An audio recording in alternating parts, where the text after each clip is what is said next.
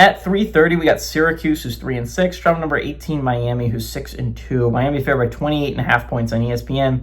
Steve Angeli for the Cuse has gone 98 and 156, thrown for 1,317 yards, 10 touchdowns, 2 interceptions. Yasin Willis has had 116 carries for 490 yards and 4 touchdowns. And Jonte Cook has had 40 catches for 503 yards and 2 touchdowns. Carson Beck for the Hurricanes gone 174 to 241, thrown for 1,947 yards, 14 touchdowns, 9 interceptions. Mark Fletcher Jr. has had 125 carries for 636 yards and 9 touchdowns. And Malachi Toney's had 52 catches for 632 yards and 3 touchdowns.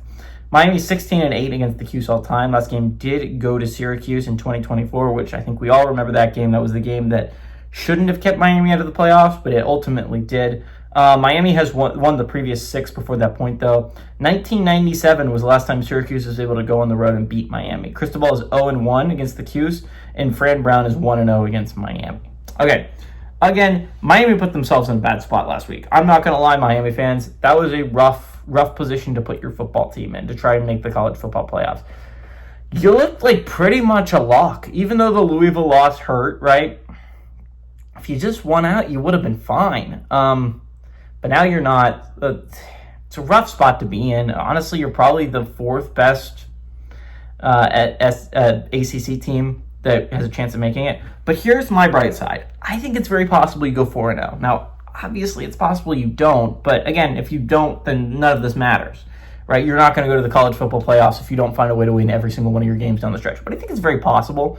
I think they got a road trip to NC State. That's going to be a tough win. And they got Pitt coming to town. That'll be tough. But outside of that, Pitt will be extremely difficult. I'm not going to undersell how tough of a team Pitt is. But honestly, that's a good thing if you're Miami, that's a good team. Because honestly, you'd want them to come into Miami with a good record, right? So again, I don't think it's the worst spot in the world to put yourself in because of the tiebreakers you hold right now. You have a tiebreaker over Notre Dame. And that's pretty massive because Notre Dame has a tiebreaker over USC, who has a tiebreaker over Michigan, who has a tiebreaker over Washington, right? And those are 4 of the teams that are 2-loss squads that are competing with you to make the college football playoffs. So again, that's so important if you're the Canes, right? To hold that tiebreaker. Because you do need to make up for, you're not in a great spot right now. You're not even in the first 4 out. You've got to play your way into the position to be in the first 4 out if you're the Canes. Again, I still think it's possible the Canes make the playoffs because they hold that tiebreaker over Notre Dame, right? But again, you look at it, even if the SEC is not great, if they only send 4, even if the Big Ten's not great, they only send 3, right? That's 7 spots taken up. If you assume that the Big 12 is going to get a team, Big 12 is going to get a team in, a group of 6 teams are going to get a team in, and the ACC is going to get a team in that's not going to be you because your only path to the playoffs is an at-large. That's 10 spots already taken up. You're going to have to beat out the 2 other at-larges, which is possible. But again, those at-larges could be teams like Texas Tech and Utah in the Big 12, which absolutely have better cases than you right now. They could be teams like Louisville. Louisville would hurt you in a head-to-head. Virginia or Georgia Tech, you're going to need to hope your conference starts to fall apart down the stretch, or another conference falls apart. Look at the Big 12 or the SEC or the Big 10.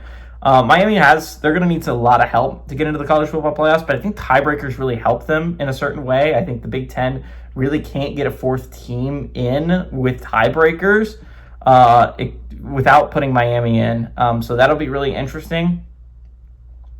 The real threat to you is the SEC sending a 5th team or the Big 12 sending 2 or 3, which the Big 12 sending 2 looks more and more likely by the day. Anyways, I think the Canes win here, though. This is a big bounce-back game for them. They're playing the Cuse, which might be the worst team in the entire ACC. Give me the Canes to win, and I like the Canes to cover that 28.5-point spread.